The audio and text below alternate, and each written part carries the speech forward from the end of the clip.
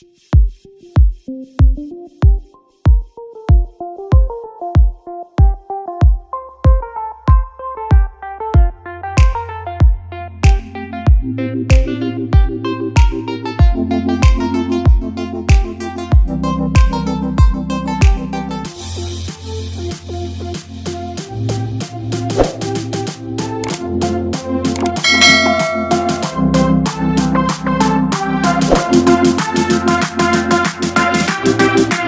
Everyone, welcome back to my new other vlog. तो बस ये रक्षाबंधन स्पेशल थाली आज बनाने जा रही हूँ। तो बस यहाँ पर दूध ना कल का उबाल कर रखी थी टूब में 3-4 लीटर के करीब। तो यहाँ पर मैं बस बड़े वाले टूब में डाल रही थी और मैंने सोचा कि इसी का क्यों ना मैं खीर या सेवई जो भी बनाना है मैं बना लूँगी। तो बस इनको पलटने लग गई थी और दूसरा दूध मैंने छोटे वाले टूब में चढ़ाने के लिए रख दिया है बच्चों लोग को शाम को पीने के लिए। बड़े वाले टूब में मुझे बनाना है मीठे में कुछ, तो बस बनाने के लिए मैंने तैयारी कर ली थी। और यहाँ पर चढ़ा दिया था कढ़ाई और डालूँगी इसमें थोड़ा सा घी और घी के बाद डालूँगी इसमें भुनी हुई सेवई। भुनी हुई सेवई बारीक सी होती है और मुझे बहुत पसंद है और ये भुना हुआ रहता है, लेकिन फिर भी मैं इसको भून कर डालती हूँ क्योंकि मुझे ना बहुत अच्छा लगता है और इससे ना क्या होता है कि इसका स्वाद भी बहुत बढ़ जाता है। तो बस इनको क्रंच मतलब कर लिया था मैंने, थोड़ा और छोटे छोटे कर लिए थे और इसको अच्छे से कढ़ाई में डालकर अच्छे से थोड़ा सा लाल ब्राउन मतलब जैसे करना है वैसे भून लूँगी। और घी में भूनने के बाद ना स्वाद दुगना हो जाता है। यहाँ पर ड्राई फ्रूट वगैरह ना खाली हो गया था, मतलब काजू था, बादाम ख़त्म हो गया था, तो पैकेट स्टॉक में से निकाल कर और इनको भी डब्बे में भरने लग गई थी। और ये ट्रे जो है ना तो ये मेरे फ्रिज में ही रहता है, तो क्योंकि फ्रिज में ही मैं ड्राई फ्रूट वगैरह रखती हूँ क्योंकि ख़राब होने लग जाता है, बाहर रहता है काफ़ी दिन तक तो ख़राब होने की शंका रहती है और ख़राब हो ही जाता है। तो बस इनको सबको ना मैं फ्रिज में ही रखती हूँ, तो इसकी वजह से जो ज़्यादा चीज़ तो मेरे फ्रिज में ही भरे हुए रहते हैं तो जगह कम पड़ जाती है मुझे। तो ड्राई फ्रूट वगैरह सब मैंने अच्छे से कट कर लिया था, बारीक बारीक कर लिया था। यहाँ पर सेवई मेरी अच्छे से देखिए भून चुकी है और मैंने डाल दिया था इसमें दूध में, और दूध लगभग 3-3.5-4 लीटर के करीब है क्योंकि ज़्यादा बनाकर मैं रख देती हूँ ना तो बचा रहता ना। तो ठंडी वाला जो सेवई या खीर रहती है ना बहुत अच्छी लगती है ठंडी ठंडी खाने के लिए, नहीं आइसक्रीम का काम करता है। यहाँ पर साइड में कढ़ाई चढ़ा दिया था और बनाने जा रही हूँ मैं आज मशरूम पनीर मटर बटर मसाला। तो कितना बड़ा रेसिपी है ना, तो यहाँ पर थोड़ा सा अलग सा होगा। तो यहाँ पे कढ़ाई में मैंने डाल दिया था थोड़ा सा तेल, उसमें डालूंगी मैं ये सब प्याज और जो टमाटर मैंने कट करके ले लिया है ये सब मैं इसको भून कर लूँगी। तो पहले सबसे पहले मैंने इसमें जीरा डाला, जीरा का तड़का देने के बाद जितने प्याज थे और टमाटर थे क्वांटिटी मेरी देख ही लिए क्योंकि यहाँ पे मशरूम का पैकेट मैं 2 लूँगी, पनीर के 3 पैकेट लिए थे तो उस हिसाब से बनाना है मुझे 6 से 7 लोगों का खाना। और यहाँ पर मैंने हरी मिर्च मैंने डाल दिया था, तो मशरूम देखिए 2 पैकेट मैंने लिया है। इसको अच्छे तरीके से धो लूँगी, कट कर लूँगी मशरूम को और फिर उसके बाद इसमें डाल दूँगी बाद में। तो यहाँ पर मैंने पहले मसाला तैयार करना है तो मैंने काजू भी डाल दिया था, इसमें फ्राई कर लिया था। अब उसी कढ़ाई में मैं डालूँगी तेल 2 से 3 चम्मच के करीब और डाला था मैंने बटर और उसके बाद जो पनीर कट करके रख लिया था ना तो उसको थोड़ा थोड़ा करके मैंने थोड़ा थोड़ा मैंने भून कर लिया है। तो इतना एक साथ नहीं डाला था पनीर, थोड़ा थोड़ा करके डाला था। बाकी जो मसाले मैंने पीस कर रखे थे उनको मैंने यहाँ पे कढ़ाई में उसी तेल और बटर में डाल दिया था और उसको अच्छे से भून लिया था। उसके बाद जो गरम मसाला था तो उसके ऊपर से मैंने डाला था तेज पत्ता, दालचीनी, लवंग और इलायची, तो ये सब मैंने ऊपर से ही डाला था। तो यहाँ पर हल्दी डाल दूँगी, लाल कश्मीरी मिर्च और धनिया पाउडर, इन सबको अच्छे से भून लूँगी मैं। तेल आने तक हमको भूनना है अच्छे से क्योंकि फिर तेल जब छूट जाएगा ना, मसाला अगर अच्छा बन गया तो समझो सब्जी तो रहेगी। तो यहाँ पर मैंने साइड में ना जब तक मसाला भून रहा है तब तक मैंने ना क्या किया था कि मेथी की पूरी बनानी है मुझे। तो यहाँ पर देखिए सारे क्वांटिटी किस हिसाब से ली हूँ। तो मैंने आटा ले लिया, उसमें 1 कटोरी के हिसाब से मैंने रवा डाल दिया, इसमें 1 कटोरी मैंने मेजरमेंट करके उसी हिसाब से मेथी डाल दिया है और इसमें स्वाद अनुसार नमक डाल दिया। तो जैसे आपके पास आटा है उसी हिसाब से ही डालना है और अच्छे से मिक्स करने के बाद गूंथ लिया था। और यहाँ पर मशरूम को अच्छे से धोने के बाद बारीक बारीक कट कर लिया था और ये मसाले में ऐड कर दिया है। और मशरूम ना पानी छोड़ता है तो पानी छोड़ देगा। थोड़ी देर बाद मैंने मटर भी धोकर डाल दिया था और इसको भी थोड़े भून लूँगी और इसके बाद डाल दूँगी इसमें नमक। उसके बाद अपना पनीर है, पनीर भी मैंने जो तल कर रख लिया था तो अब मैं ऐड कर दूँगी इसमें पनीर को भी और इनको भी अच्छे से फ्राई कर लूँगी। भुनने के बाद है ना क्या हो जाता है मानो थोड़ा सा, वैसे तो ये भुना हुआ तला हुआ ही था लेकिन फिर भी थोड़ा सा ना उसमें मसाला वगैरह अंदर तक चला जाएगा। यहाँ पर मैंने मम्मी को काम दे दिया था। मम्मी घड़ी घड़ी आकर मुझे पूछ रही थी कि क्या करूँ मेरे लिए कुछ काम है। तो मैंने बोला ये पैकेट का है ना डाल दो। तो सेवई में मेरे पास कंडेंसन मिल्क नहीं था तो मैंने इसमें डाला था बादाम शेक जो पाउडर आता है, तो जिससे कि ना फ्लेवर बहुत दूना हो जाता है और वो सही गाढ़ा हो जाता है। तो यहाँ पर सब्जी में मैंने डाल दिया था अपना किचन किंग मसाला जिससे कि उसका स्वाद बदल जाए, मतलब अच्छा स्वाद आ जाए किचन किंग से। और यहाँ पर बनाने लग गई थी मैं। अरवी के पत्ते की पकोड़े बनाने हैं तो यहाँ पे मैं मार्केट से लेकर आई थी। तो सारे को खोलने के बाद अच्छे से मैंने इसको धो लिया था, फिर उसके बाद पोंछ लिया। और यहाँ पर जो डंठल है ना, डंठल को काट कर मैं निकाल दूंगी। तो यहाँ पर मेरा सेवई बनकर तैयार हो गया था। इसमें शक्कर डाल दिया था स्वाद के अनुसार, जैसा आपको ठीक लगता है उस हिसाब से मैंने ले लिया था। इस पे डाला था मैंने केसर भी डाला था, इलायची पाउडर भी डाला था, ड्राई फ्रूट भी डाला था जो कि वो वीडियो मिस हो गई मुझसे। तो यहाँ पर देखिए मैंने अच्छे से धो लिया था और यहाँ पर मैंने अच्छे से इसको कट कर लिया है। डंठल निकालना है। बहुत से लोग बोलते हैं कि ये काटता है, अगर बनाने का तरीका सही नहीं रहा तो काटेगा ही। तो तरीका क्या है मैं आज आप लोग के साथ शेयर कर रही हूँ, तो ज़रूर देखना वीडियो एंड तक।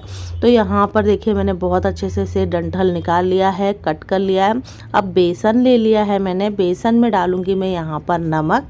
तो क्वांटिटी उसी हिसाब से लेना जितना आपके पास पत्ते हो, तो नमक उसी हिसाब से डालना कि जैसा वो घुलने के बाद उसमें जो अच्छे से मैच हो जाए।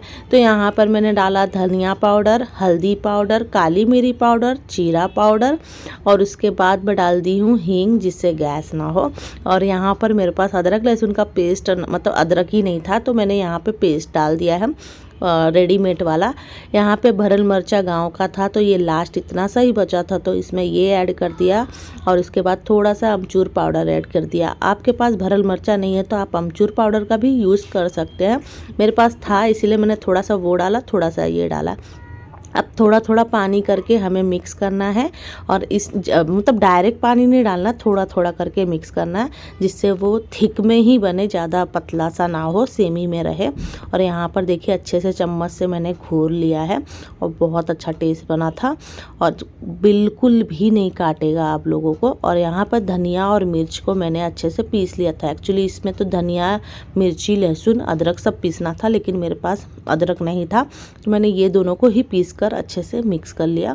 और यहाँ पे देखिए कितना चटकदार लग रहा है और बहुत ही टेस्टी हुआ था। यहाँ पर मेरा जो बनकर बेसन का लिक्विड है तैयार हो गया। यहाँ पे पत्तों को पोंछ लिया था तो बस अब इसका तैयारी करने लग गई थी।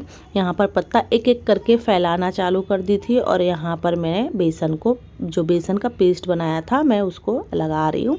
तो एक एक पत्ता ऐसे ही करके लगाते जाएंगे और इस पर फैलाते जाएंगे और थिक जैसा चाहिए आपको रोल टाइप में, उस हिसाब से वो रोल बन जाए उतना पत्ता लगाना है आप लोगों को। तो यहाँ पर मैं एक एक करके पत्ता लगा रही थी, मतलब टोटली 4 से 5 पत्ते लगे होंगे एक रोल में जो बड़े बड़े से थे। तो बस उनको लगा लिया और यहाँ पे देखिए ऐसे रोल करना है हमें। अच्छे से रोल करने के बाद इसमें ना ऊपर से बेसन लगाकर हमें बर्तन में रखना है। तो चलो बर्तन की तरफ भी चलते हैं कि मैंने बर्तन में क्या चढ़ाया है। तो यहाँ पर मैं पहले छन्नी में लगा लूँगी थोड़ा सा तेल या बटर, जो लगाना है लगा लीजिए। यहाँ पर बड़ा सा टोप चढ़ा दिया था, उसमें माइक्रोवेव का स्टैंड रख दिया था, पानी डाल दिया था। यहाँ पर उसके ऊपर छन्नी लगाकर तेल लगा दिया था। अब ये जो मैंने बनाया है उसको मैं इस तरह से रखूँगी। तो मेरे ऐसे करके 4 बन गए थे तो मैंने चारों को एक ही साथ में रख दिया था। तो यहाँ देखिए मेरे 4, ये टोटल चौथा है और इस तरह से ढक्कन को ढक दिया था। और अच्छे से भाप में बहुत अच्छे से हो गया था, बहुत ही टेस्टी बना था।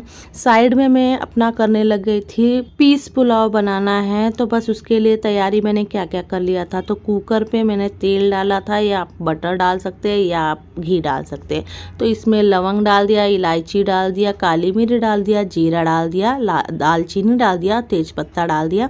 इन सबको अच्छे से मिक्स करने के बाद यहाँ पर आप चाहिए तो काजू भी डाल सकते हैं, तो मैंने काजू भी डाल दिया था। और इसमें मटर धोकर डाल दिया और अच्छे से चलाने के बाद जो राइस मैंने बासमती का लिया था उसको भी मैंने ऐसे डालकर अच्छे से मिक्स कर लिया। उसके बाद मैंने थोड़ा सा इसमें नमक डाला, क्योंकि नमक से थोड़ा स्वाद मिल जाता है। और पानी उसी हिसाब से डालना जिस हिसाब से आपका चावल हो या राइस हो, जो भी है उस हिसाब से ही डालना है। कुकर के ढक्कन को बहुत ही अच्छे से चेक करने के बाद मैंने लगा दिया, उसमें सीटी लगा दी। 2 सीटी पे मैं बंद कर दूंगी। और यहाँ पर मेरा बनकर ये तैयार हो गया। आलू वड़ी बोलते हैं यहाँ महाराष्ट्र में। तो ये आलू वड़ी मेरी बनकर तैयार हो गई है। तो चलिए अब इसे अच्छे से निकाल लेते हैं। जो तेल लगाया था ना उसकी वजह से इसमें प्लेट में चिपका नहीं है और बहुत ही अच्छा सा बनकर तैयार हो गया।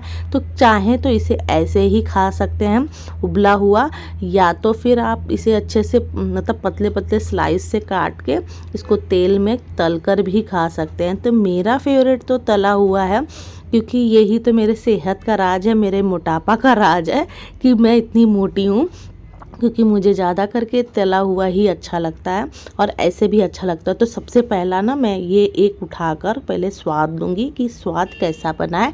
4 लोगों के बीच में मुझे ये देने वाला बना है या नहीं बना है। तो बस यहाँ पर एक उठाकर मैं पहले मुंह में डालूँगी, टेस्ट करूँगी और स्वाद अनुसार नमक मिर्ची सब बराबर से मिला हुआ है कि नहीं। बहुत सारा बन गया था, तो देखिए ये एक ले लिया है और अच्छे से पक गया था। तो बस यहाँ पे मेरा चेहरे का रिएक्शन ज़रूर देखना। तो ये बहुत ही अच्छा बना था, बहुत ही टेस्टी बना था। और मैं एक्चुअली भूल गई थी, लेकिन अचानक से फिर मुझे आ गया और ये 10 मिनट के अंदर मैंने ये रेसिपी तैयार कर दी थी। और यहाँ पर मेरा पीस पुलाव बनकर तैयार हो गया है। तो मेरा आज का जो डिनर था ऑलमोस्ट डन होने वाला है। मेथी की पूरी की भी तैयारी अब मैं करने वाली हूँ। तो यहाँ पर मैंने इतने बड़े थार में चावल निकाल लिया था, क्योंकि चावल जो था नया था, इसकी वजह से थोड़ा सा चिपचिपा सा हो गया था। यहाँ पर जो आलू वड़ी है तो मैंने कढ़ाई चढ़ा दिया था, उसमें तेल डाल दिया था। पहले इनको तलकर निकाल लूँगी, तो उसके बाद मैं पूरी जो तलूँगी इसी कढ़ाई में। तो इसको सबसे पहले मैंने तलने स्टार्ट कर दिए थे और तल के निकालना स्टार्ट कर दिए थे। तो देखिए बहुत अच्छा सा ब्राउनी सा और सुनहरा सा भून के और क्रंची और एकदम क्रिस्पी बना हुआ है। इस तरीके से मैंने सब ना थोड़े थोड़े करके तेल में तलते गई और सुनहरा सा भूनते गई। और इसे स्लो आंच पे भूनेंगे तो अंदर तक अच्छे से ये पक जाता है। तो देखिए यहाँ पर एक पहली घानी जो थी मेरी बनकर तैयार हो गई और क्रंची और क्रिस्पी देखिए करारी और बहुत कुरकुरी सी बनी है। तो यहाँ पर चलिए मैं पूरी का भी अब तैयारी स्टार्ट कर दी हूँ, क्योंकि अब ये मेरा आलू बड़ी होने ही वाला है। तो इसके बाद तब तक मैं लोइयाँ वगैरह कट कर लूँगी और इसे गोल गोल करके रख लूँगी, जिससे कि मुझे और भी इजी पड़ जाए। और यहाँ पर एक लास्ट बचा हुआ है, बस उसको भी ख़त्म कर दूँगी। तो यहाँ पर लोइयाँ मैं कट कर रही थी इक्वली चक्कू से, क्योंकि चक्कू उसी किचन में ही पड़ा हुआ था, तो मैंने बोला इसका ही यूज़ कर लेती। तो ये बहुत ईजी पड़ता है और एक ही साइज़ का एक मतलब कट जाता है। तो बस यहाँ पर मेरी थाली हो गई है तैयार। पूरी की रेसिपी नहीं बताई, रेसिपी आधी तो बता दी है, तलने की क्या बताऊँ, क्योंकि हमेशा तो मैं बनाती रहती हूँ, आप लोग के साथ शेयर करती रहती हूँ।